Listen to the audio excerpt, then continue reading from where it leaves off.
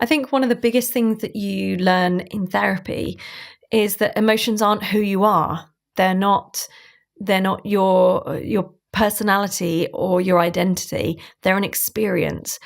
And every human being has emotional experience.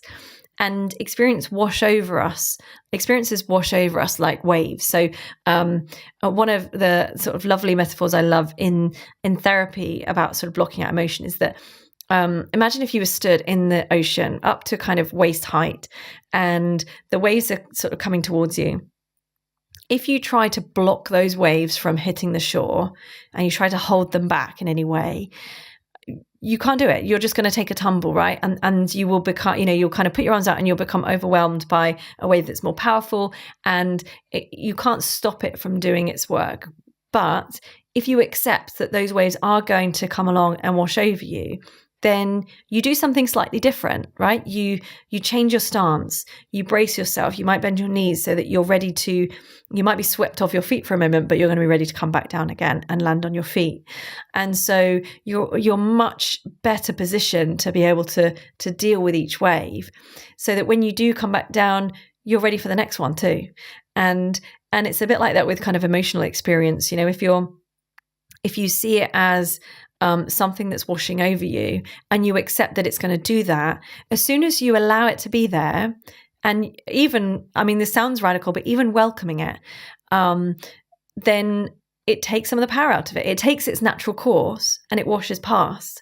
And so there's actually real power in deciding, I'm going to allow this feeling to be here, because often once we stop fighting it, it's going to wash over us. It's happening throughout our body, and it's a physical sensation as much as anything else, that we often then conceptualize in our minds about what that means and whether we can deal with it or not. But emotions are also information. So emotions aren't good or bad. They are ideas offered up to you from your brain. So your brain is always taking in information from the outside world about what's going on and what that means for you. And it only has so much information to go on, right? It only has your senses about what's going on around you. And from that, it has to come up with some ideas that are useful to you. And part of your brain's way of communicating to you is through emotional experience. So you'll feel this thing. So for example, anxiety, if you feel a rush of anxiety, that's meant to be uncomfortable because it's supposed to be activating. It's supposed to tell you, you get out of here now, you're not safe, or you fight this thing off, you're under threat. And so that works. That's really useful if we see that emotion as a useful signal that we can listen to. But also if we see it for what it is, which is one idea of this situation.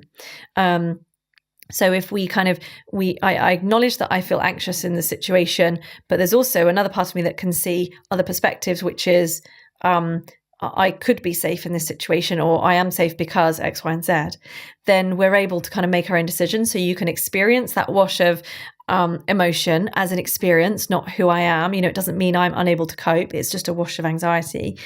And then I'm going to choose what to do with it.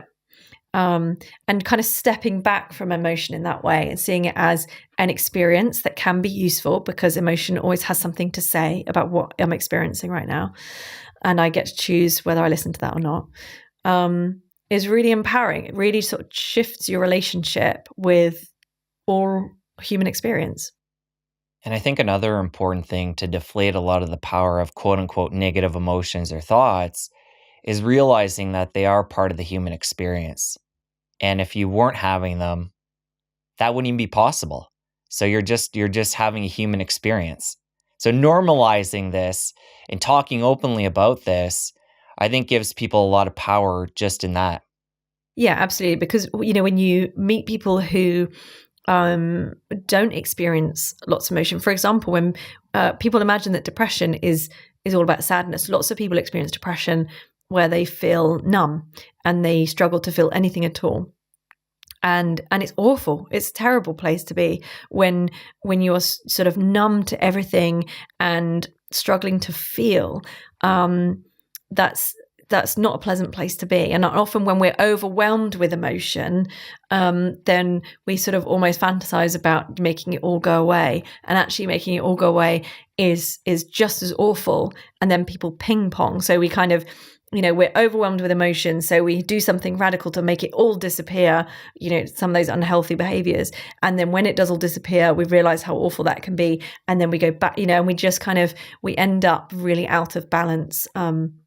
Whereas if we allow it to be there as part of experience, but also engage our sort of our rational mind and our ability to think in different ways, then we can create a bit more of a sort of balanced experience.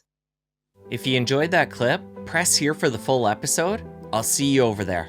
So essentially, if you are holding on to perfectionism, you're stopping yourself from progressing and learning and expanding your skills as far as they can potentially go.